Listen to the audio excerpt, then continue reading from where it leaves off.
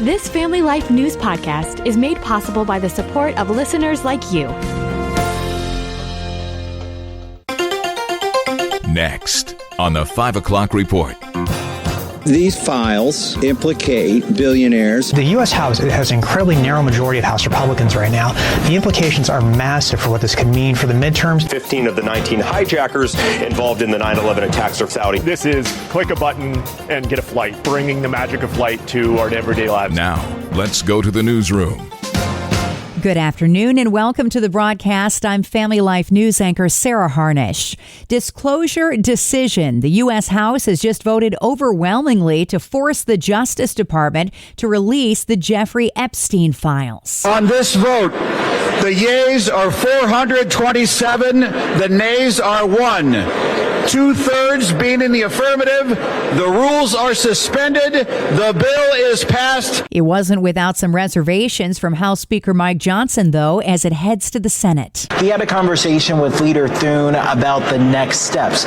Both Thune and Johnson discussed some concerns that they had about the bill as it stood. One of the particular concerns he had was about victim privacy. Thune would have to take that up, and there would have to be an amendment that would then be sent back to the House before this makes it to the president's desk. Kentucky Republican Thomas Massie does not think President Trump is implicated in the files, but some of his friends could be. These files implicate billionaires and friends of his and political donors that he's trying to protect. Trump says the GOP has nothing to hide and it's time to move on.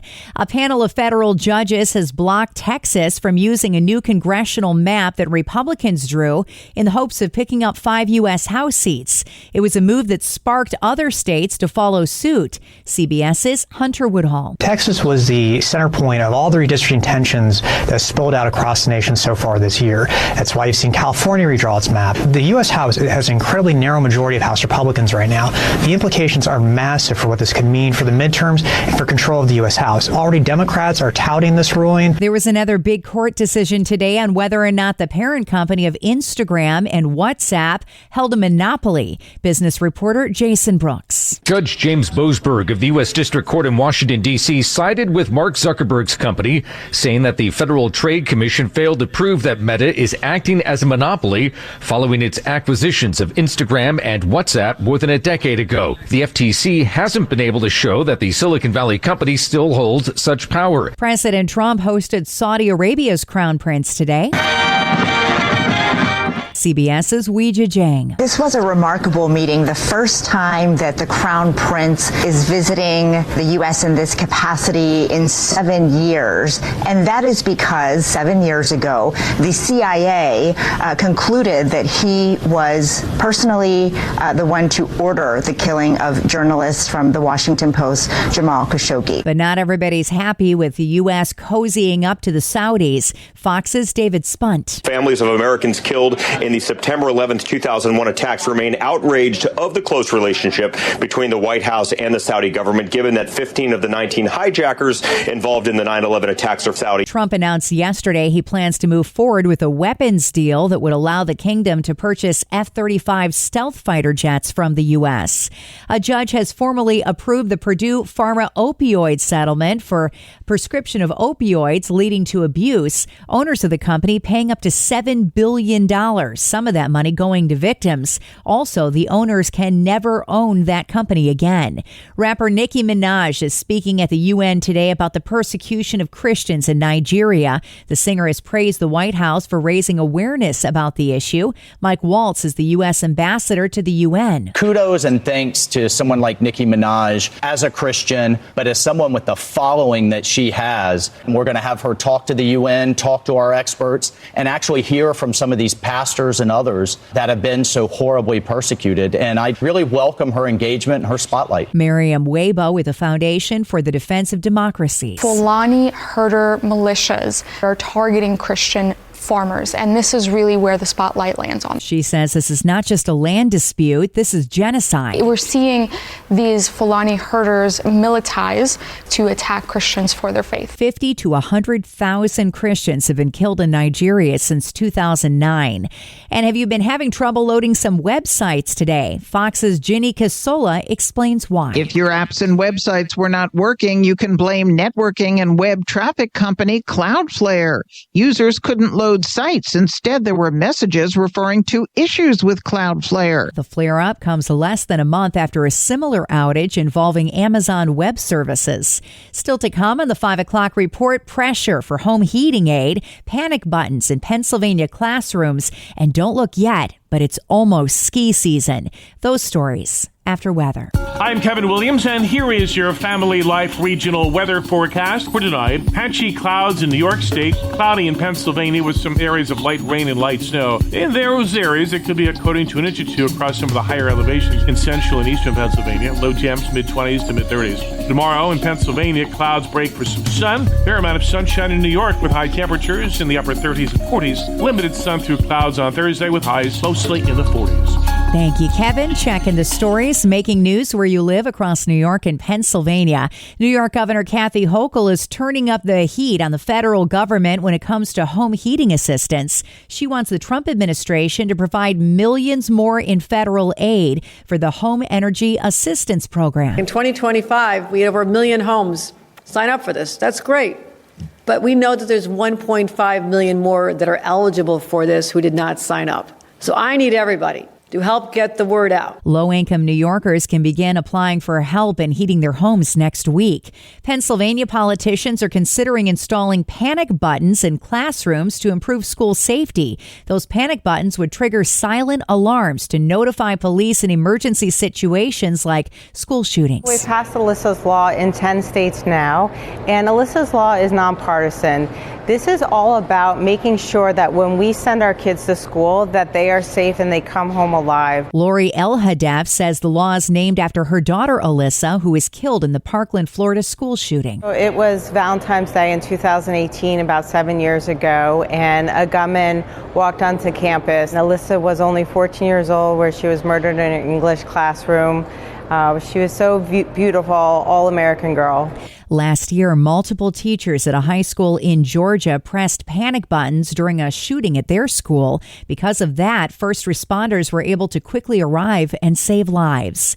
What are New York residents driving these days? Family Life's Mark Webster rolls out some numbers. Yeah, stats from the Albany Times-Union confirm what you might already suspect. SUVs dominate New York's roads, sedans and pickups trailing behind. Chevys are the most common make in most counties, though Toyotas and Hondas rule in many suburban and urban areas. The average car in New York, 9 years old. Top 5 colors statewide: gray, black, white, blue, and red. Among the oldest cars with an active registration, one very old Oldsmobile, circa 1903. Mark Webster, Family Life News. And while it's not exactly ski season yet in our area, ski resorts are already in a downhill race to get their resorts ready.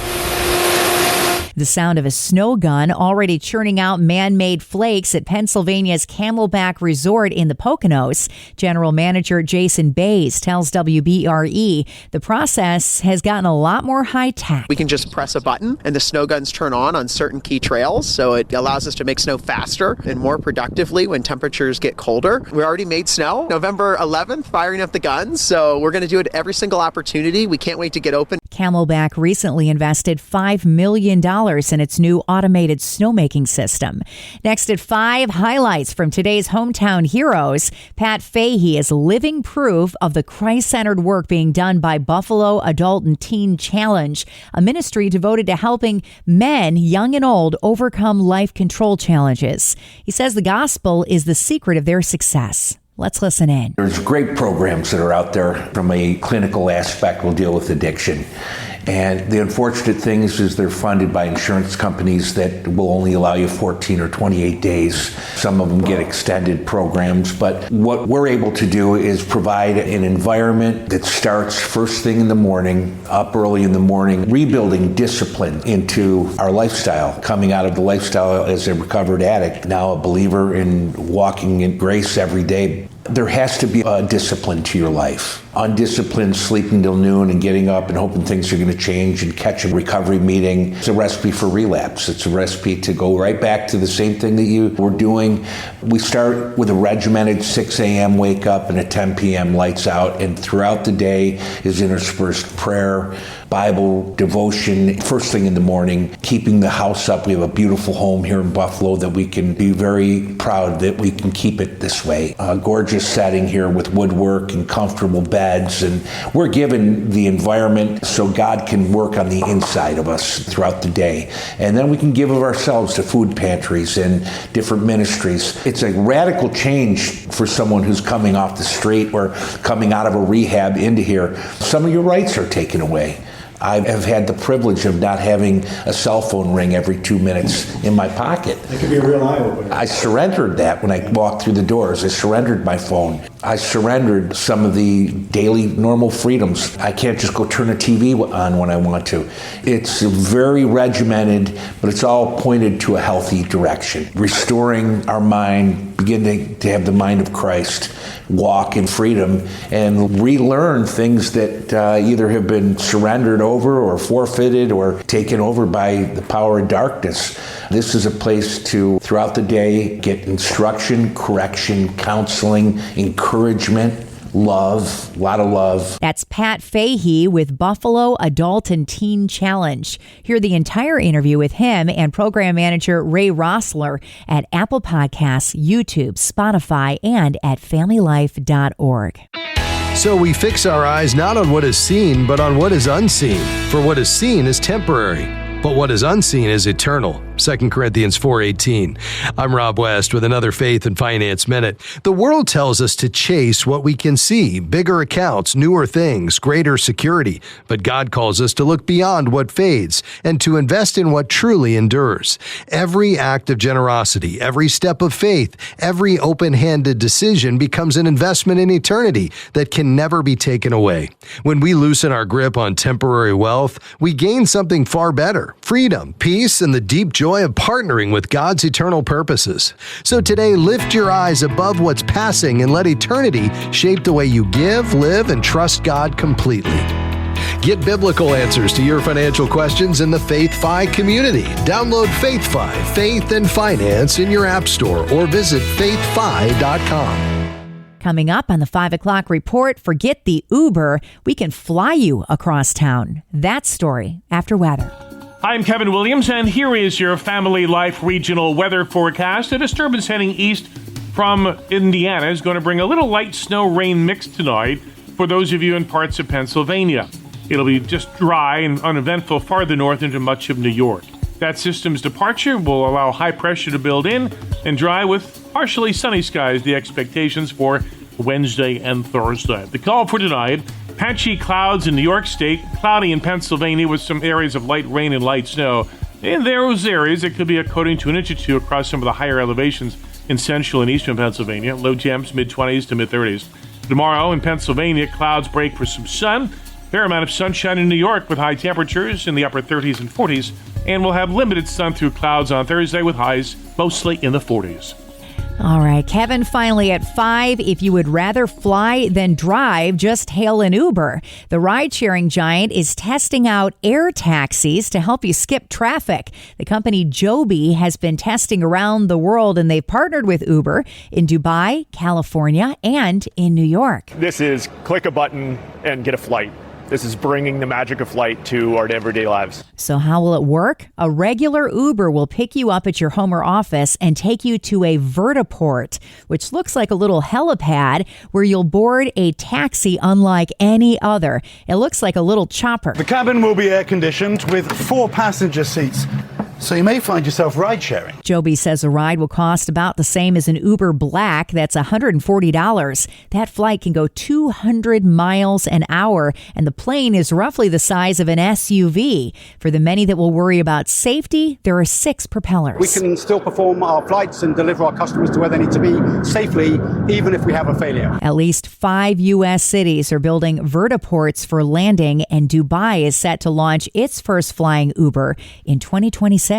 And that's the world that we live in for Tuesday, the 18th of November. I'm Sarah Harnish, and this is the 5 o'clock report on Family Life.